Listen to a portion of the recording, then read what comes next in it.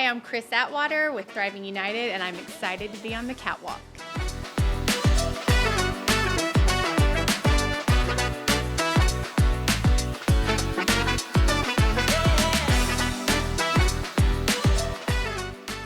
The Catwalk is proud to partner with Second Story Co-working in downtown Midland. With shared Wi-Fi and free coffee refills, Second Story can help connect you with like-minded business leaders. Visit today at secondstory.co. There's a powerful story behind every brand, and the mission is to make storytelling easier so you can grow your business. Connect with us today at thecatwalkmediagroup.com. Follow The Catwalk on all your favorite social media platform apps, watch new content on YouTube, or listen in on Apple Podcasts, Spotify, Amazon Music, and iHeartRadio. Well, welcome to The Catwalk today. I am so glad that you're joining with us. Big shout out to Krys over on the controls today. And I have another Krys with us. That is Krys Atwater from Thriving United. Welcome to The Catwalk. Hi, Jay. Thank you very much. I'm very happy to be here. Any problems getting here today? No, I walked across Centennial Plaza, rather. Yeah. My office is literally across the park from you. Oh, that's right. We're neighbors. Yeah. How are you enjoying the cool weather? I love the cool weather. Isn't that awesome? I love the heat, so I don't shy away from it. But Really? I really am happy with this little break right now. So you're a summer girl over sure. a winter girl? For sure. Really? I am married to and mom of hunters, so they are praying for cool weather right now as Okay. hunting season is beginning. Okay. Well, before we get going, and to let our listeners and viewers know a little bit about you and your journey and your time at Thriving United, I'd need to address something that I saw on your social media recently. So if this is an opportunity for you to share something that maybe you need to share. All right. You did say no gotcha journalism. I've never said that, but Okay. I don't even know what that is. Chiefs cheer. Yeah. This is something that you follow. Yes. So is there something that you need to share? Is there Yes. something you need to get out in the open? I have, a big tech fan right here. So Wreck 'em. Patrick Mahomes, and I also am a mom of daughters, so big Swifties. And so, Chiefs Kingdom took over actually before Taylor Swift joined their team in my home. But we're big Chiefs fans. So Really? yeah, Pat Mahomes. my daughters and I. Now the boys could care less about football. Really? Mm-hmm. That's interesting. Mm-hmm. Okay. You're also a professional storyteller. I am. So tell me about that, because all over your Instagram is Inktober. Yes. And I know we're out of October, but what is Inktober? And tell me about your professional storytelling. So I'm a communicator for a job. I get to tell stories and write stories, tell my stories, tell other people's stories. I'd rather tell other people's stories. And so just about 1 year ago, we are almost at our 1 year anniversary. My friend Nicole Roberts approached me and a couple other women and said, hey, I have this kind of thought about this group for female writers. Are you interested? So we met 4 or 5 of us around her dining room table a year ago. And we kind of came up with this concept of Girls Who Write. And so from that first initial meeting with just 4 or 5 people in her dining room, our membership has grown and grown to where we are gathering, I think, maybe 50 people at our 1 year anniversary party, maybe more. So with that, Nicole, Inktober is a challenge for visual artists, but Nicole and several of us are visual artists and writers, myself included.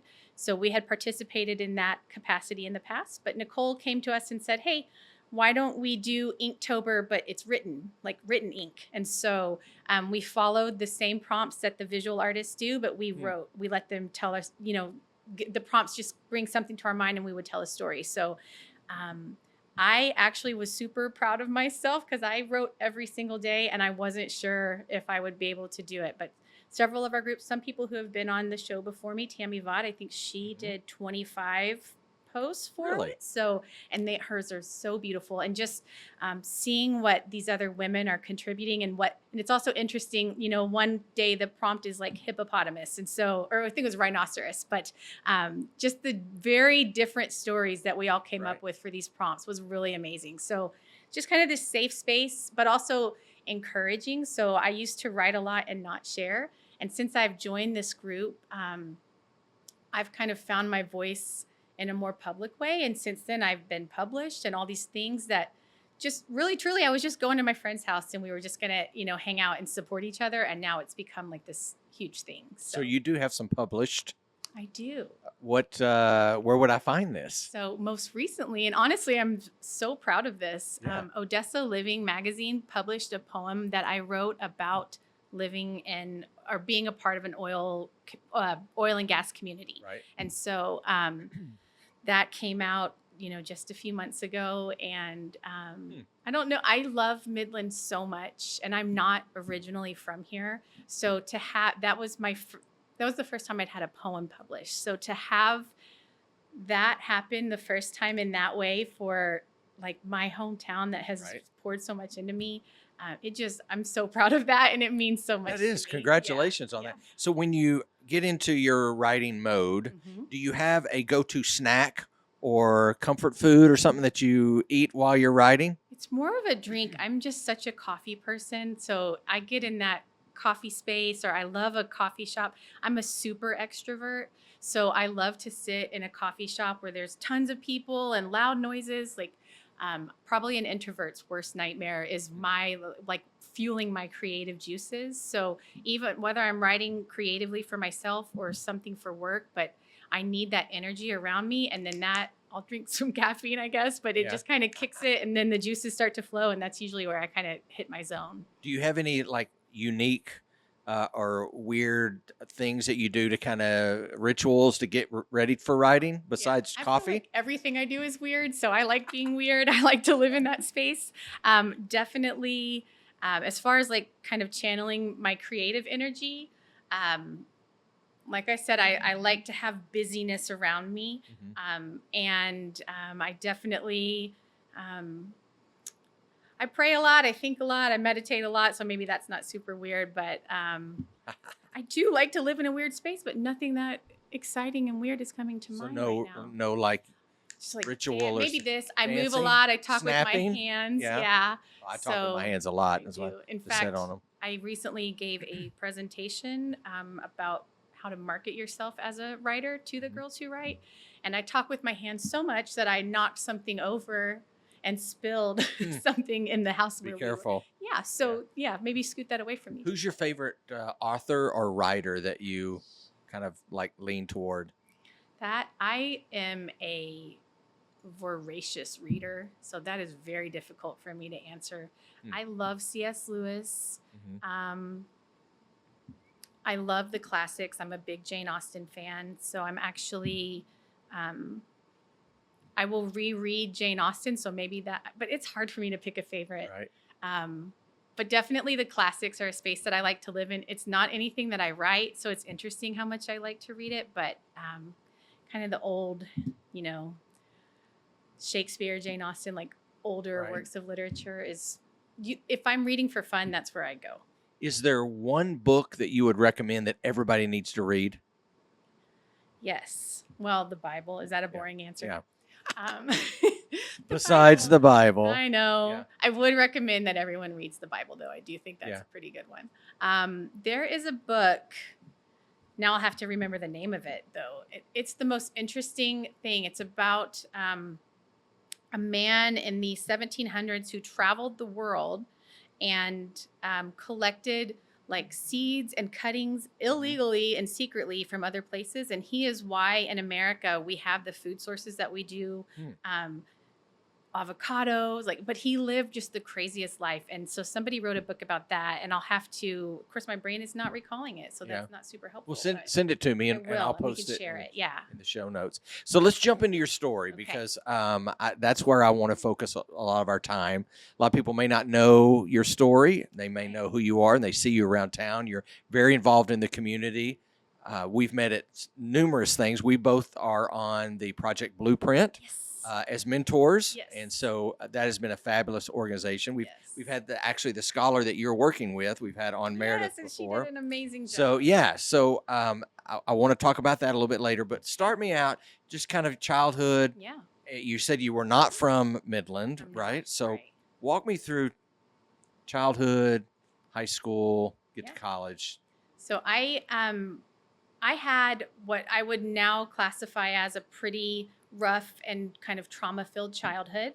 I am the adult child of an addict, and so most of my younger years were kind of marked, and a lot of my identity was marked by what that was like to have an addict in my life.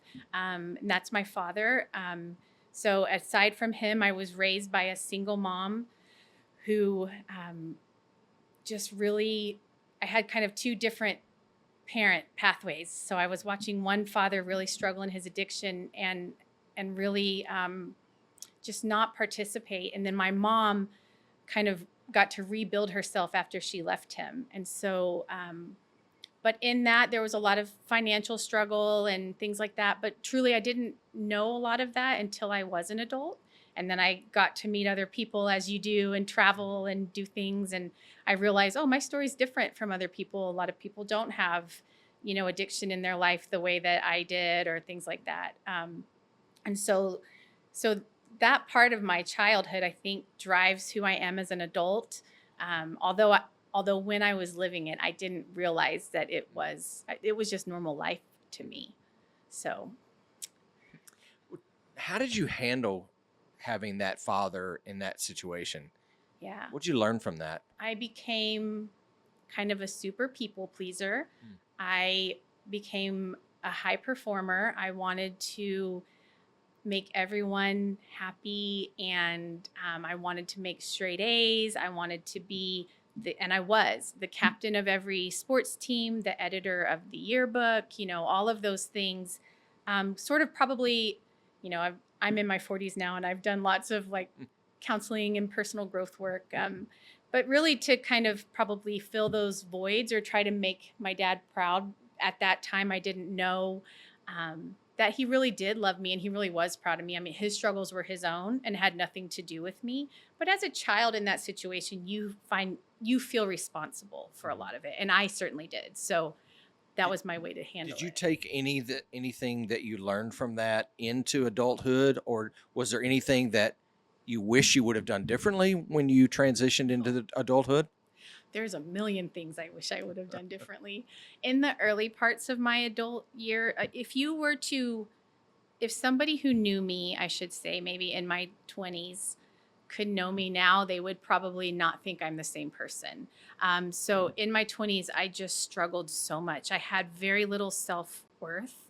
I had very low confidence. I found myself in abusive relationship after abusive relationship.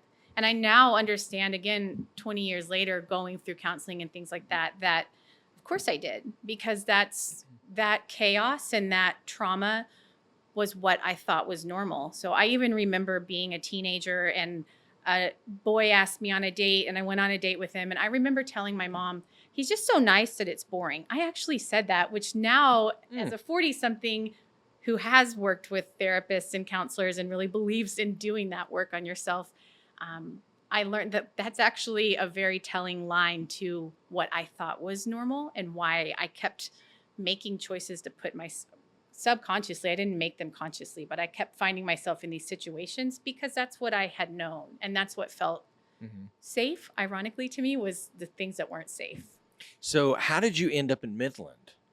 So through my 20s, I lived in San Antonio. I worked for Yelp.com. I was a really early employee there. And I had just a really fabulous, fantastic life working there. I was a little bit of a public figure in my little tiny bubble of a world. I got to do a TV show and things like that and throw events for Yelp. And it was just kind of, I had all these friends and all these things and all of this big life that I thought I wanted. But, I around maybe my late 20s, 29 or so, I started thinking like, well, what is life beyond that? And I also, in that phase of life, I feel like all the events I was throwing, I was just drinking a lot and just felt unhealthy. And I just thought, I don't know if I can continue this lifestyle forever. Also in that moment, my best friend died. And through the process of grieving his death, I came to know Jesus and I became a Christian. And then the morals and the values that I wanted to align myself with just really no longer matched the way I was living. And so when I left Yelp, I actually, soon after I left Yelp, I met the man that I married. He is from here. But ironically, he was working in South Texas when we met, a little bit south of San Antonio. And I was offered a job in Midland. So it actually took me away from him to come to his hometown, which we didn't think that he would do. But his mom was here, and she and I feel like instantly bonded the moment we met. So I wound up taking that job and coming here. And sometime later, and I don't really remember, maybe 6 or 8 months later, he was able to transfer his job here. And so we did eventually come here and kind of put down roots. But it is interesting because I had that trauma and chaotic life. I moved a lot as a child, and I never felt a sense of roots anywhere. But just, I feel like the day I got to Midland, I just fell in love with this place. And for the first time ever, I had a family. I call them my family, your friend family. Yeah. And then some of them are my actual family and my in-laws and things like that. And it was just a whole new world for me. And then I never wanted to leave this place. So what year was it when you got here? Okay, well, I was 29, and I'm 41. Don't ask me to do math. Yeah, the math is hard, right? Because it's a couple. I have a degree in talking. Yeah, it's a couple of years. Communications is what I do. So, yeah, it's been about 12 years, I guess. So working for Yelp, what was the best thing about that? Was it meeting people? Did you get to travel some, or? I got to travel a lot. And I was single and had no kids at the time. So I got to do anything and everything I wanted. Throwing events for Yelp in the capacity. So at that point, they hadn't. So let me say that. The coolest thing about working for Yelp was that I got to work for a Silicon Valley startup that went public. And so that, I feel like, as a millennial. Google? Was it Google? Yeah, it was. Was it Google? No, it was Yelp. Yelp went public while I worked there. Okay. And so, but like, did you buy stock in them? Yes, I did. You did? Oh, I bet. So yeah, I'm a thousandaire, Okay. People always ask that question, and then they'll say, how much is it? And I'm like, well, it just depends on the 5 minutes from now. It might be something totally different than it was. But I feel like as a millennial, like that was kind of the thing. You know what I mean? To say that I had that experience is really, it's kind of a defining thing for my generation. And it's something that I got to take part in. I feel really, and also just working for something that was a startup when I joined and then went public was career-wise an exceptional experience.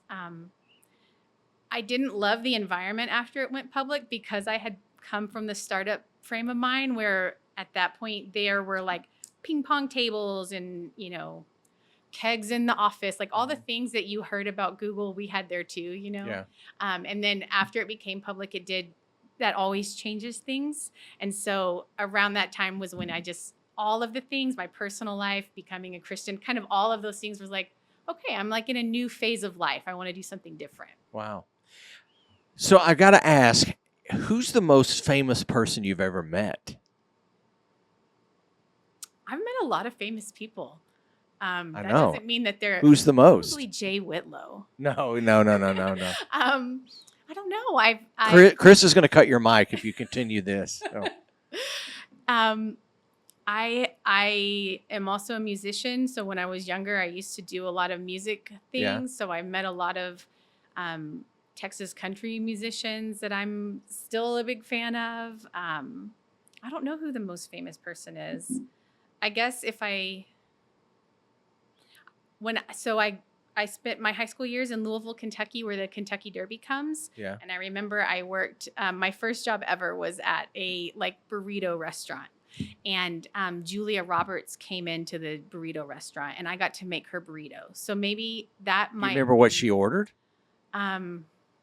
Well, she didn't order. Her people ordered. Oh, that's right. Was she chicken or beef? It was It chicken. was chicken. It Yeah. was chicken, and they did tip really well. I remember Oh, that. that's So awesome.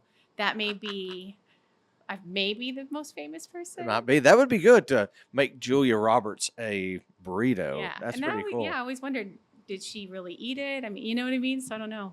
Well, let's jump into what you're doing here Okay. because I know you as a fundraising guru, Mhm. as a person who throws herself into nonprofit community engagement. You're everywhere. I mean, I'm everywhere, so I see you everywhere. Have you always been involved in that since Yelp, or is that something that has just recently Yeah. been a passion of yours? No, I think I got the position at Yelp because that's just kind of always um, been my personality. In high school I was voted friendliest of my class, right? Like I just like to know everyone and be friends with everyone. Um, and so I like to be involved. I Mhm. like to that kind of makes me feel like I have like a purpose. And so I think that's just a natural thing for me. So, what are you doing? You're at Thriving United. Driving United. Tell me what your role is there and maybe some rewarding opportunities that you've had there. So I'm brand new in this role. I am the Chief Development Officer at Thriving United. I have been working in fundraising and fund development as a career for about 10 years now, and so I'm really excited to be with Thriving. The mission at Thriving United is that we help people in recovery. We meet them where they are at in their journey and kind of walk with them in a peer support way to Mhm. kind of get to what their personal goals are. That really resonates with me as the adult child of an addict.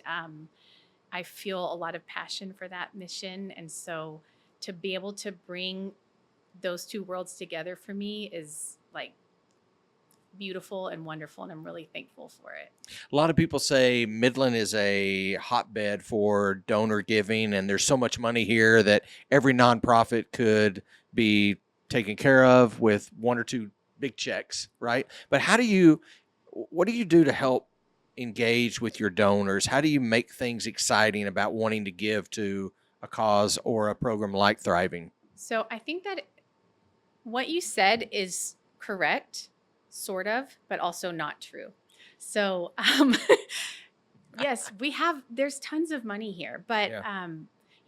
I got to go to a class last week at the Nonprofit Management Center, and one of the sessions was taught by Carmen Bryant, who is kind Mhm. of just a big player in the philanthropy world. And she was actually one of my first board members when I took on my first fundraising role. And so I've learned a lot from her. And something that she taught us was um, people essentially die and leave their estate in greater number than corporations give. So corporations exist to Really? make money, is basically the point of that. Mhm. And so um, it is a misconception here. Yes, there's tons of money here, but it's by companies whose job it is to make money for their boards and um, so it's not really true or correct or a strong strategy, in my opinion, to Mhm. think, well, I'll just go visit a couple oil companies. They'll write me $1 million check and I'll move on. No, it's really actually the way that we fund these organizations is by all of the individuals here in Midland. So, one thing that I find amazing about Midland, Texas, especially in the field where I work, is that people here, and it goes back generations, we have a philanthropic spirit here Mhm. that has been passed down with intention by ranchers who started out with nothing and kind of Right. hit it big, in oil and gas. And we're very intentional about giving back to the community. And that's been going on since Midland began. I mean, since the city was founded. So um, that spirit is alive and well, but it doesn't usually come in the form like people just think, oh, the foundations or the oil companies, they'll just write Mhm. you $1 million. No, it actually comes from individuals, and it usually comes $5,000 or $10,000 at a time, but sometimes $50 at a time. But to me, that $50 gift is so valuable and just as important as any other number of gift. And so the way that I try to nurture that and cultivate that is that I want to build a relationship with those people. I want to feel like we are partners in this mission. If you care about what my nonprofit is doing enough that you would give me $50, then I want to tell you everything about it. I want to thank you. I want to show you people whose stories are changing because of the gift that you made. And so to me, that's where kind of the magic is in my world, is that I get to be the bridge between the people who want to fund and the people who are getting help. So how do you, because I think that's a great way of looking at it. And I've always heard those comments about being in this community and there's so much money so they could take care of every need or whatever. Yeah. I love the idea that you're wanting to build that relationship. That's what I want to do. Yes. Is not just throw money at it, but how can I serve? How can I Yeah. be involved? How can I spread the message of what you're doing? But do you have metrics, or how do you measure the success of fundraising for not just your nonprofit, but any nonprofit? Well, and I've spent the last 3 years or so before Thriving United working as a consultant. So I've gotten to work with lots of organization. And I think not just in the Permian Basin, all over the United States, I think what matters most in my world as far as telling the story is a mix of qualitative and quantitative. So you need kind of that heart story that pulls at your heartstrings and tells you this person is being helped and served in these beautiful ways. But you also need hard data. We helped this many people. This many people were able to. So at my organization, at Thriving United, we work with people in recovery. So people will come to us sometimes in active addiction. So a number that we can do is how many days in recovery. And it's in the hundreds of thousands. And Thriving United is still technically a startup. We're 4.5 years old. So to know that we have helped so many people find days in recovery, that our total is in the hundreds of thousands now, is huge. So that number matters as much as also telling you, Mr.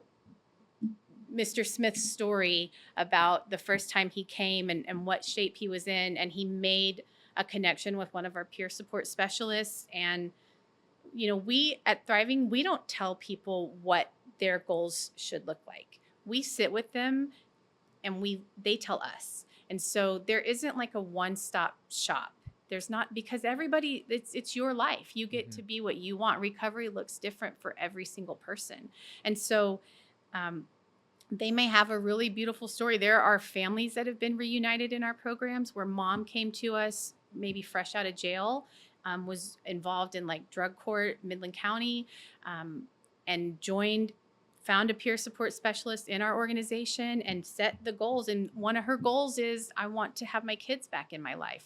And so they figured that out, work backwards. Our peer support specialists, you can think of more, they're not like a therapist, it's more of like a recovery coach. And then they help. We don't want to recreate the wheel. There are a lot, like you said, I think there's over 1,500 nonprofits in Midland. Yeah. That doesn't even count Odessa, and we serve Odessa as well. So there's a lot out there. So what we want to do is be kind of a hub that helps people connect to whatever is out there, whatever resources already exist. And so that's kind of how we do it. So mom comes, she's lost her kids, she's fresh out of jail, and she feels like her life is just in crumbles, Right. But we set goals and we say, okay, first goal is this. You need to get a driver's license. We'll take you. We have transportation available. We'll take you to this organization that helps you do that. Next goal is, XYZ, whatever her plan is. And then we have several moms and several families that have been reunited just by going through those steps. And that's huge. As somebody who grew up without a dad, because my dad died 3 years ago in active addiction from his addiction. He overdosed. And so to know that I get to be a part of maybe some other kid getting to see their parent living like a more redeemed version of their life is just amazing to me. Well, if we can, let's hang out there for a second, because I think you bring up a couple of really interesting points that I want to kind of camp out on. So you have a couple of families or individuals who come in and they're in the midst of addiction, or maybe they're coming out of it, wherever stage they're in. How do you handle the setback for them if they come in and they slip back, or they fall again, or they stop showing up? How do you handle the setback? How do you reach back out to them?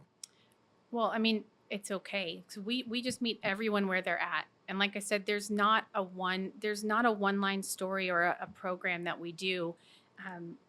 Every individual that walks through our door is met exactly where they are at. Mm-hmm. So if today you find yourself sober and that's your goal, we're going to meet you right there. If tomorrow, so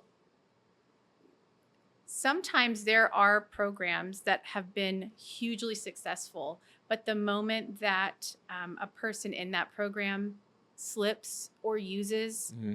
and wants to come back, they can be met with some resistance. So one thing that we try to be is a space where that doesn't happen. So as long as you are continuing to just take the next step, some people, I mean, when you're down the road of recovery and you've been down that road for years, that's your goals are going to look much, much different than somebody who's literally, sometimes your goal is, I just want to make it through today.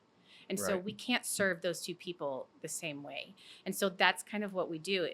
It's not a slip to me. It's like, this Sure. is just your life. I have to fight every day in my life to get my goals too. And so whatever we're trying to do, however we can support you, that's where we're at. We're not going to leave you. You don't mess up. It's just not like that. We're just going to meet you where you're at and keep taking the next right step.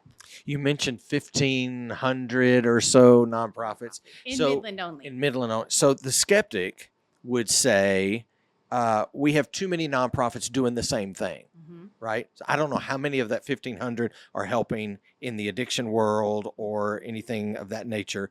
But what would you say Thriving offers differently than others? Yeah. That if a person is struggling, or maybe someone is listening, watching, and they're like, I've got a family member locally and I want to get them plugged in, why would they choose Thriving? What is Thriving offering that maybe others aren't? What we do well and what sets us apart is our peer support specialists. So these are a group of people who have lived experience in recovery. They also have pursued a state and then eventually a national certification to be able to act as that kind of recovery coach, as I mentioned.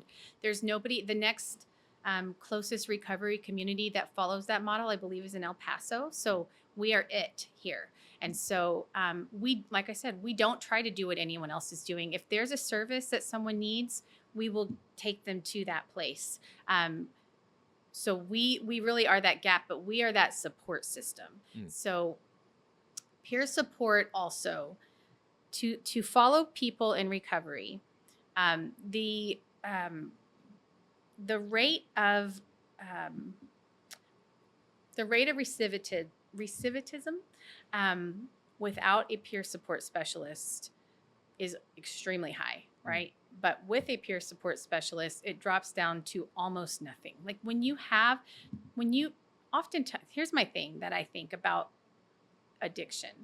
So when I was growing up, people would say this or that is like the gateway drug. But I think trauma is the gateway drug, okay? Trauma is the gateway drug. And so when you go through trauma and you turn to something like a substance to help you deal with that, it's because you didn't have the tools, and oftentimes you don't have the community. So what these peer support specialists do is not only provide you with the community, you have a partner in this. You are no longer alone. A partner who has the lived experience, who has no judgment for you because they've been there. Then they are equipped to help you find the tools to get where you need to go. What would you say your leadership style is like? My leadership style is definitely relational. A phrase that really resonates for me is to just have a servant's heart. I don't think of myself as anyone's boss. I think that we are coworkers. I think I want to, if I am not serving my team well, then kind of what's the point for me? So I want to know what your dreams are. I want to know what your goals are. If you are sitting in this seat, but you want to be in this seat, and I don't know that because I haven't taken the time to get to know you, then I'm not doing a great job as a leader to help grow you and get to your next spot either. I know the first day that I went over to Thriving and you gave me a tour, everybody knew your name and you'd only been there a short time. and there was just that family connection, and I Mhm. appreciate that Mhm. because I did not come out of a home with addiction, but I came out of a home that had some trauma. It was more verbal, Yep. and it stuck with me. It's carried. Both my parents are gone now, and there was a time when I was angry Yeah. at my dad for what had happened back then. So I appreciate the fact that you're in that space. You come out of that world. All of us have a story. All of us have ugly parts of our stories that Right. God has used to become great. And I walked through that building the other day, which I know you guys are moving into a new space, which We are. I would love if we had time to talk about that at another episode. But walking through that building and just sensing that there was more than just brokenness there. Yeah. There was hope. That's There was right. joy. So the people that attend, you referred to them as participants. Is that right? Right. And it's not just homeless. It's not just people in addiction. It's people of Yeah. all Listen, backgrounds. recovery is anything you need to heal from, right? So Mhm. yes, we do serve a lot of people who are dealing with drug or alcohol issues, but also childhood trauma, eating disorders. We have a teen program called Thrive Teen Recovery. Um, some there's a big epidemic in our country of youth who are idealizing self harm. And Mhm. so they can come to us and join our program. We can give them the tools to, through peer support, to try to figure that out and navigate that. And then we match them to the right resources in the community that can help them better. Right. So, At the very beginning, we touched very briefly about your family, but I want to ask, how do you balance work and home life together? sometimes not as well as I wish I did. That's the honest Yeah. truth.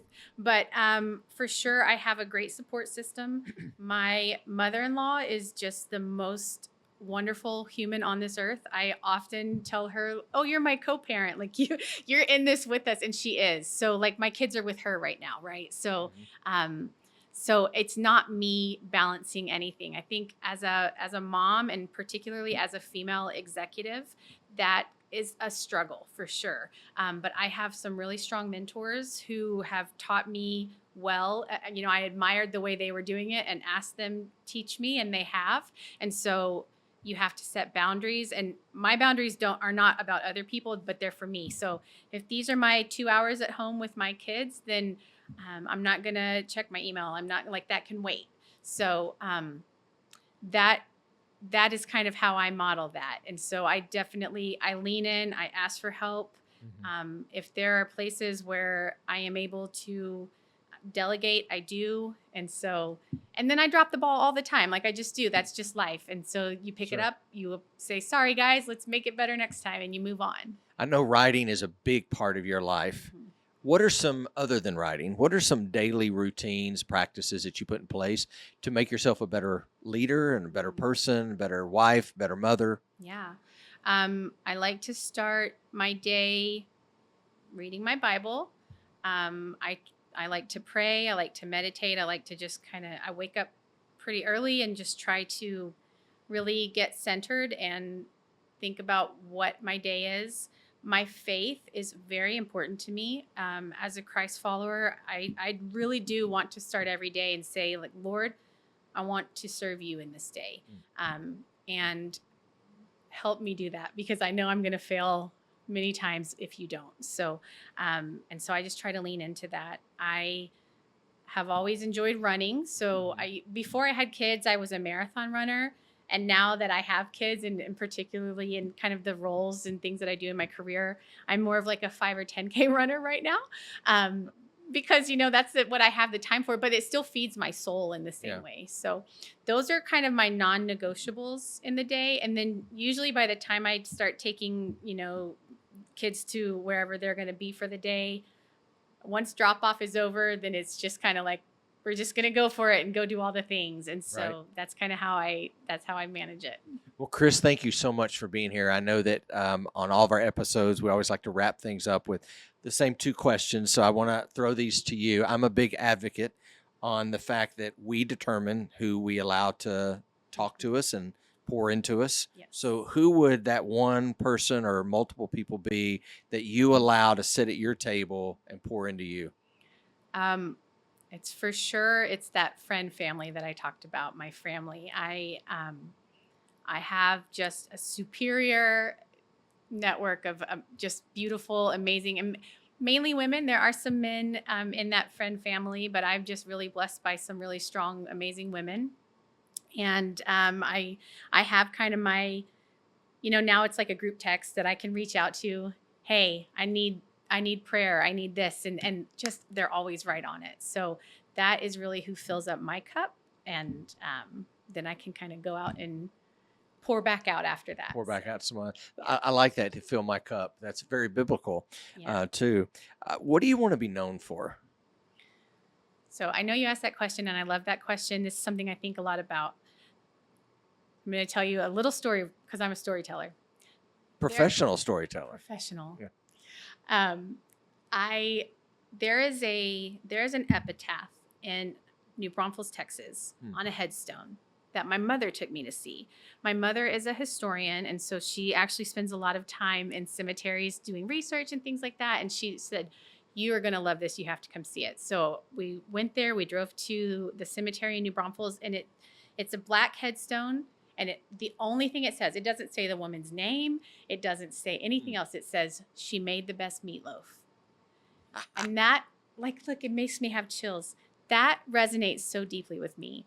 That is a woman who always has a space for someone at her table. When you sit at her table, you were loved well, you were fed well, like you mattered to her.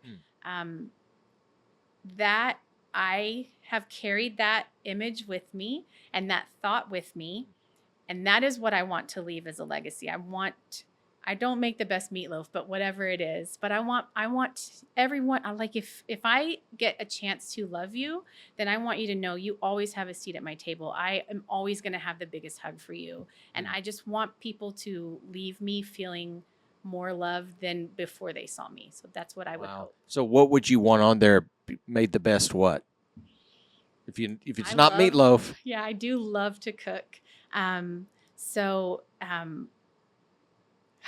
love to cook, and so I love to feed people. So my daughter has recently started a little pie business. She's 9 years old, and I hadn't baked in a long time, but she's got this key lime pie that we've been making, and so I don't know, maybe, and I'm just a big lime person, so maybe that. So I think I would have put that on my mom's. Made the best pie. Yeah, I would have put that on my mom's epitaph. That she made the best key lime pie. See, and Thank you. That's what matters, right? Yeah. Thank you, Krys. I appreciate it. Krys Atwater, everyone. Thank you. Thank you for joining with us. If you enjoyed this episode, make sure that you like, share, and subscribe on all of our platforms. Thank you so much for being here. Big shout out to Krys on the controls again. Second Story Co-working for the studio space. You guys have a great week.